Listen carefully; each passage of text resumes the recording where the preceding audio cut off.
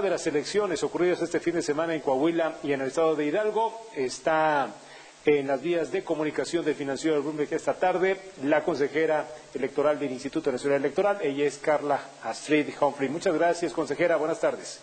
Hola, buenas tardes. Un saludo a ti y a todos los auditores. Consejera, ¿qué lección nos deja desde su punto de vista el proceso democrático de este fin de semana? Yo creo que hay varias lecciones que sacar desde el Instituto Nacional Electoral. Creo que es importante, primero, que se pudieran instalar el 100% de las mesas, de las más de 7,000 mesas directivas de casilla, que aunque hubo necesidad de, utilizar a personas que estaban formadas en la fila para votar, esto fue en el 39% de los casos, y que dado el escenario de pandemia, la verdad es que es un escenario muy favorable, porque cuando hicimos la reanudación de las actividades para el proceso electoral del 18 de octubre, tuvimos que revisar los lugares donde se instalarían casillas. Algunas personas prefirieron ya no prestar sus casas, por ejemplo, para no tener a mucha gente afuera de sus domicilios, o incluso entrando a lo mejor a una cochera o alguna parte de la casa para emitir el voto. Entonces creemos que son buenas noticias, uno, que se instalaran el 100% de las casillas. Esto implica más de 50,000 funcionarios, tanto en Hidalgo como en Coahuila, y creemos que tenemos que analizar un poco más, pero en primera instancia que los protocolos que tanto el INE con el grupo que se llama COVID, que tenemos a cargo con epidemiólogos, con la Junta General Ejecutiva, con directores ejecutivos y por supuesto también con las autoridades locales, funcionó bien. Tendremos que analizar para ver cuáles de estos reforzaremos de cara a la elección del 6 de junio del año que entra. Pero sin duda alguna, creo que fue un buen ejercicio. En Coahuila tuvimos la participación de 39.38% de las y los ciudadanos y en Hidalgo del 48.96%. En el caso de Coahuila fue bastante similar al proceso anterior en el que solamente se renovó el Congreso local, y en Hidalgo fue un poco más baja, pero incluso más alta que para, por ejemplo, el Congreso Federal, o sea, el 2018, que fue de 44.80, o incluso de la elección del gobernador del estado de Hidalgo en 2010, que fue de 47.40. Además, quiero primero recalcar que nos parece una buena participación en este escenario de pandemia, que además se utilizaron urnas electrónicas, 54 en Hidalgo y 40 en Coahuila, que funcionaron bien, que estos resultados de la urna se incorporaron al PREP de Coahuila y que además probamos una aplicación electrónica por segunda ocasión, ya había funcionado en el proceso anterior, para capturar fotográficamente las actas y transmitirlas directamente al PREP. Entonces, entendemos y quiero transmitir este mensaje como muy claro a la ciudadanía, porque sabemos que es una elección local, es decir, hay autoridades locales que son las que están a cargo de esto. No es un proceso federal, el INE no está involucrado en este proceso, es un proceso local en el que, de acuerdo a distintas atribuciones constitucionales, por ejemplo, el INE establece los lineamientos con base en los cuales se tienen que hacer los PREP, pero es una elección enteramente local, ni siquiera es concurrente con una federal. Por tanto, cualquier irregularidad que se hubiera determinado ayer durante el curso de la votación, hay que reportarla a las autoridades competentes, a la Fiscalía Local, pero también al organismo público local electoral. En este caso, nosotros no somos competentes para resolver estos temas. Acompañamos en el tema de PREP, el INE atrajo para suspender este proceso en la época, digamos, más dura de la pandemia, en el mes de junio, pero entendemos, y bueno, así es el Pacto Federal, son atribuciones y obligaciones exclusivas del organismo público local electoral, pero creo que en esta medida podemos hacer una conjunción que me parece adecuada a distintos factores. Una población y una ciudadanía queriendo ejercer sus votos, queriendo ir a votar a una urna, además tomando las medidas necesarias para hacerlo, para evitar el riesgo de contagios, como es acudir con mascarillas, llevar una pluma, para no intercambiar el crayón de ciudadano en ciudadano, había gel también en las casillas instaladas, y desde el tema, digamos, de organización electoral, que es en todo caso en el que podría competirnos al INE, como las medidas sanitarias y esos protocolos, las urnas electrónicas, creemos que fue una organización exitosa. Otra cosa será primero ver los resultados, cuáles pudieran ser las impugnaciones, cuáles las irregularidades detectadas en el curso de esta votación, pero que, insisto, porque me parece adecuado determinar, digamos, cuáles son las responsabilidades de cada quien, y es necesario decir que en este caso las responsabilidades son locales, las autoridades locales tienen y deben de resolver las irregularidades que se pongan a su conocimiento, que se sometan a su consideración, con la finalidad que sean unos resultados claros, que provengan de un cómputo adecuado de los votos en cada una de las casillas, pero además de vigilar que no se hayan incurrido en otras irregularidades. Entonces, bueno, creo que este proceso, digo, además de ser muy importante para ambas entidades federativas, nos parece importante para tener la pauta que seguiremos en este escenario de pandemia, que hasta que no tengamos una vacuna aprobada y que se pueda aplicar a toda la población, pues tenemos que tomar estas medidas adecuadas que nos permitan hacer este balance en el ejercicio de los derechos políticos y electorales de la ciudadanía, pero también proteger el bien más importante que tenemos todos, que es la salud y la vida. Claro. Me da mucho gusto saludar a la consejera Omar Cepeda. A mí me gustaría preguntarle de manera específica, para ir previendo posibles escenarios el próximo año, ¿cuáles fueron las medidas exactas o precisas que hicieron, que aplicaron para evitar contagios en las casillas? ¿Cómo fue esta logística? Y, por supuesto, si hubo algún tipo de exigencia o hubo obligatoriedad para que todos tuvieran los mismos cuidados en las casillas que se instalaron. La verdad, respecto de las y los funcionarios electorales, dicen hincapié en que ellos tendrían que portar mica, además de cubreboca, que habría gel también en todas las casillas, que se respetaría la sana distancia, permitiendo solamente 2 electores o electoras en las casillas, y que la ciudadanía debía acudir con cubrebocas. Recomendamos llevar una pluma para marcar la boleta. Si no hubiera pluma, bueno, allí estaría un crayón, pero queríamos evitar un foco, digamos, de contagio, que se pasara de mano en mano este crayón. Y también en los casos en los que había una electrónica, un protocolo, primero intentamos limpiar la pantalla con gel. Vimos que las pantallas podían tener un retraso en su funcionamiento, por tanto optamos por proporcionar gel a las y los electores antes de utilizar estas urnas electrónicas, con la finalidad de que las urnas tampoco fueran un foco de contagio. Y creemos que esto, junto con la adecuada distancia en las filas antes de acudir a votar o previas para entrar a la casilla, creo que son adecuadas para poder contener por lo menos el riesgo de contagio. ¿Qué habría que tener? Creo que esta pandemia nos ha enseñado, primero, que la tecnología es nuestra aliada, no nuestra enemiga. La segunda es que tenemos que tener más recursos legales, digamos, para poder, por ejemplo, no tener la votación solamente un domingo, que a lo mejor desde el viernes al domingo, con la finalidad de evitar el cúmulo de electoras y electoras en las casillas, o a lo mejor bajar de 750 votantes a la mitad, o extender los horarios de votación para tener pues más horas y menos acumulación de población. Creo que esto nos ha enseñado que normativamente no tenemos cómo afrontar los riesgos, que podríamos hacerlo a través de acuerdos, por ejemplo, del Consejo General, que seguramente se impugnarían, tendrían que ser avalados por el Tribunal Electoral del Poder Judicial de la Federación, pero creo que tenemos que entender y que tener muy claro que lo primero que tenemos que cuidar es la salud y la vida, y que la lección de Hidalgo y Coahuila es que podemos salir a votar en condiciones seguras, y seguras para nuestra salud en primer lugar, pero que esto es un trabajo de ciudadanos, de autoridades. Todos tenemos que contribuir a cuidar la salud de la ciudadanía y por tanto respetar las medidas sanitarias y los protocolos instalados para acudir a votar el día de la elección. De hecho, el propio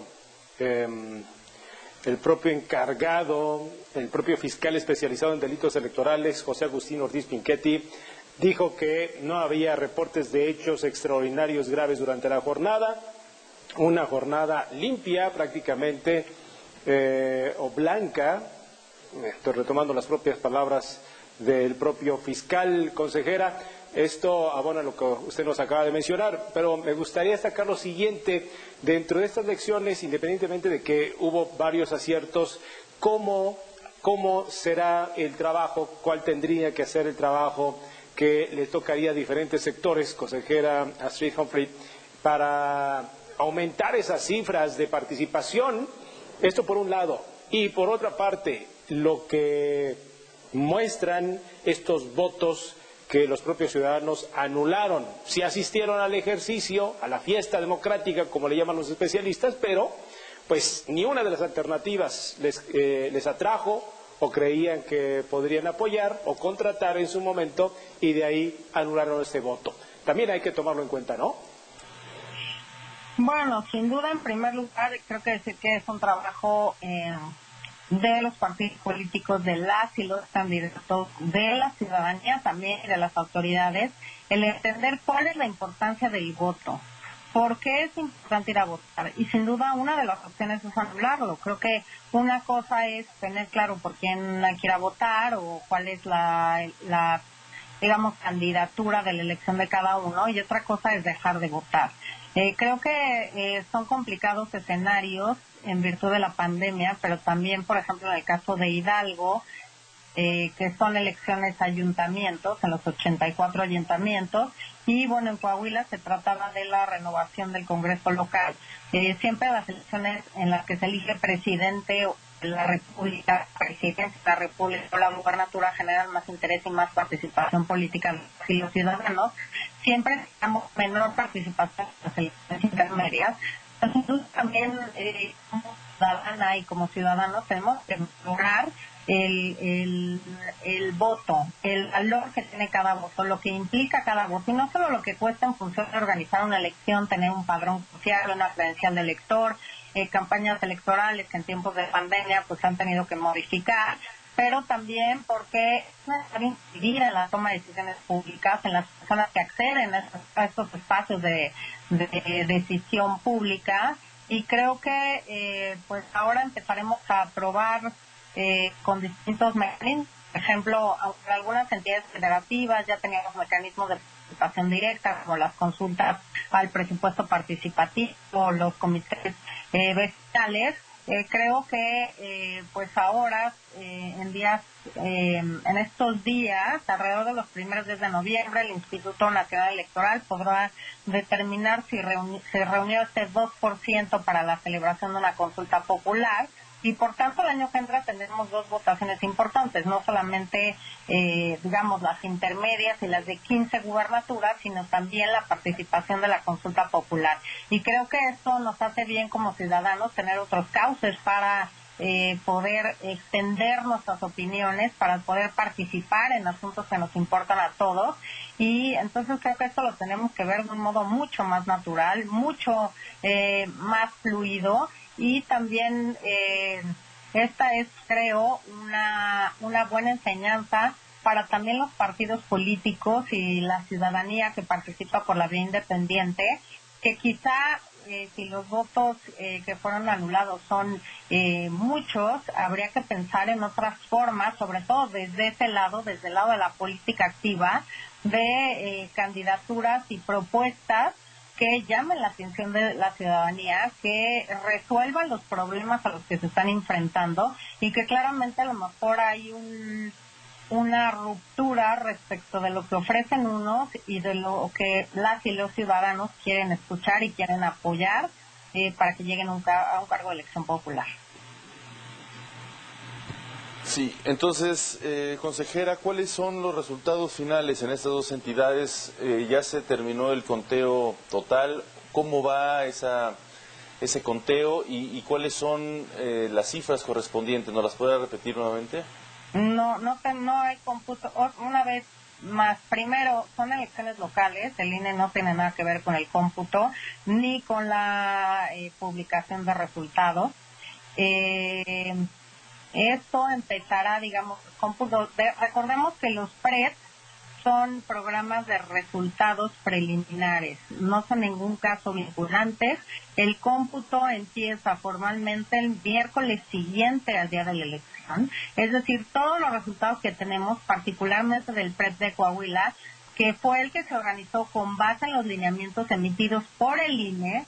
El de Hidalgo desafortunadamente tuvo una suerte distinta.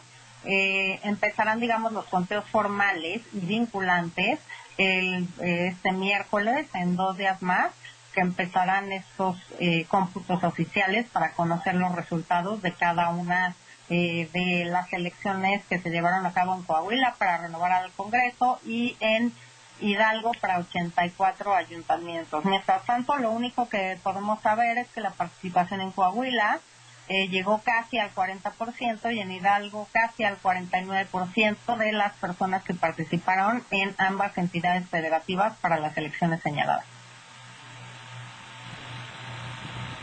Sí.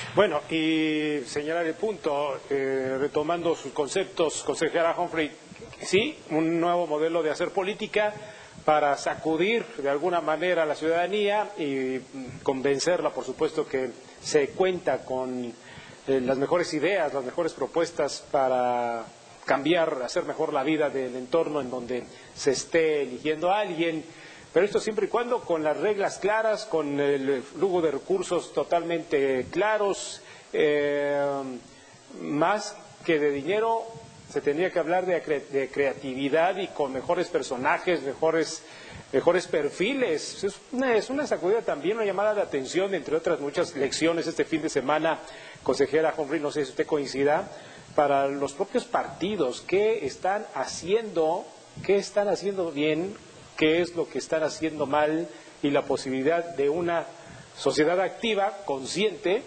que con las manos en la cintura o puede quedarse en casa o simplemente tachar todas las opciones que tiene frente a sí.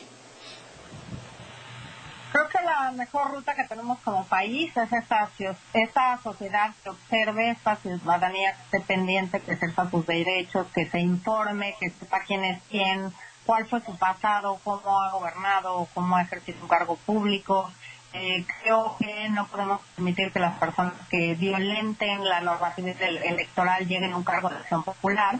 Si permitimos que lo hagan violentando la equidad en la contienda, quiere decir que no nos importa cómo ejerzan el cargo, en cuenta sabemos que se les da intereses en concreto y que entonces no tendrán las manos libres para cumplir con lo que se comprometieron con la ciudadanía. Y creo que eso es lo que hay que tomar en cuenta. ¿Quiénes respetan la norma? ¿A quién damos el voto? ¿A quién apoyamos? ¿A qué eventos? Digo, ahora no podremos, pero acudimos.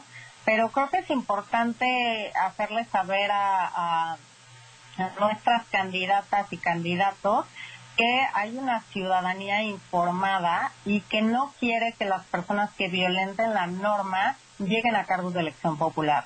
Creo que al final de cuentas podemos pensar en muchas reformas legales para ir afinando, digamos, a quienes entren o no en política y quienes tengan o no acceso a un cargo público, pero creo que lo elemental es contar con una ciudadanía que exija cuentas, que pida responsabilidades, que pida que las y los funcionarios públicos lleguen al ejercicio de los cargos y cumplan con lo que se han comprometido. Entonces, en esa medida creo que, bueno, estas dos elecciones claramente tendrán que analizarse desde muchos puntos de vista, desde el punto de vista sin duda de elecciones organizadas en la pandemia, al final de cuentas las primeras que organizamos como país, y que cuyas lecciones tendremos que exportar, digamos, al proceso federal de 2020-2021, pero también, por ejemplo, hacer un análisis de cómo o cuáles son los efectos que ha tenido la pandemia entre la ciudadanía. Por ejemplo,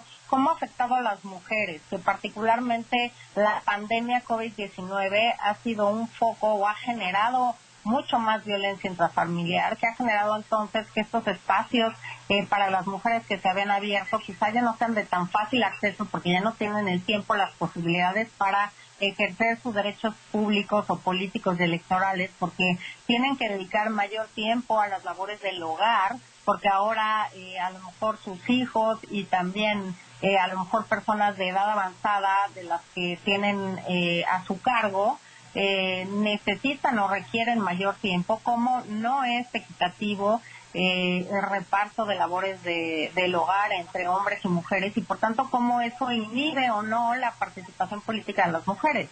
Creo que hay muchos análisis que podemos hacer y creo que es necesario hacerlos de cara a la contienda electoral del 6 de junio, porque además será la más grande que tendremos como país, más de 21,000 cargos de elección popular, más de 10,000 de estos que tienen obligatoriamente que ser ocupados por mujeres, y por tanto creo que son muchas las lecciones que tenemos que empezar a analizar de lo que nos ha dejado este proceso.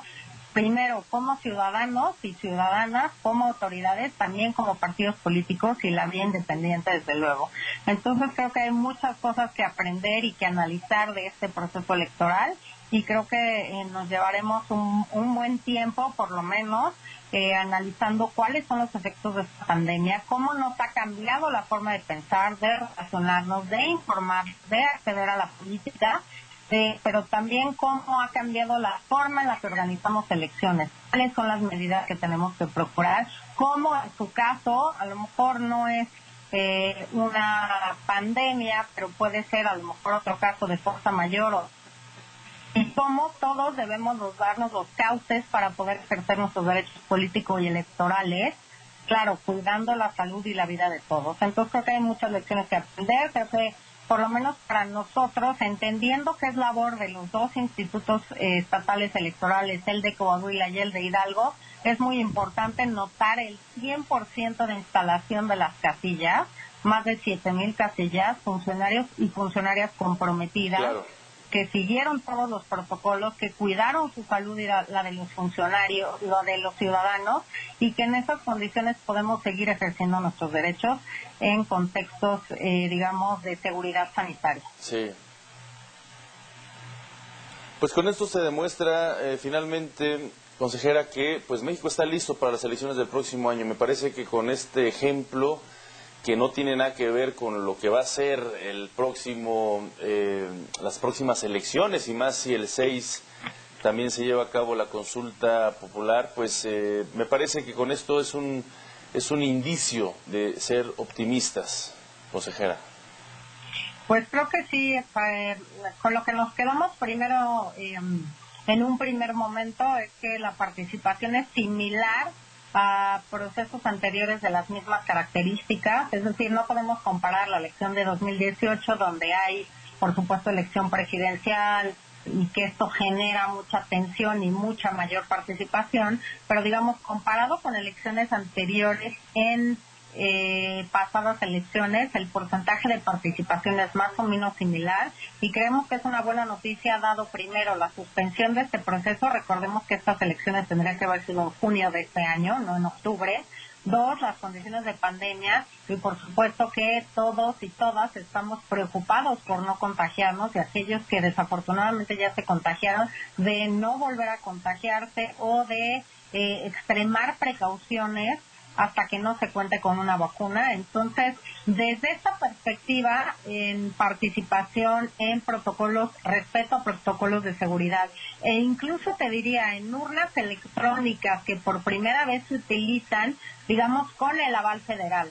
Las entidades federativas ya habían probado estas urnas electrónicas, Coahuila, Jalisco, la Ciudad de México, pero digamos que avaladas por la Autoridad Nacional Electoral es la primera vez que se utilizan, y además con una serie de aplicaciones tecnológicas importantes, desde plataformas digitales para capacitar a funcionarios públicos, otras para registrar observadoras y observadores electorales.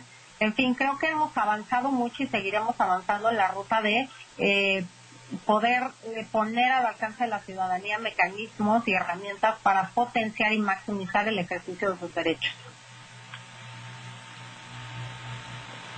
Muy bien. Consejera Humphrey, muchas gracias por su tiempo y seguimos platicando. Gracias por ahora. Claro que sí, con mucho gusto.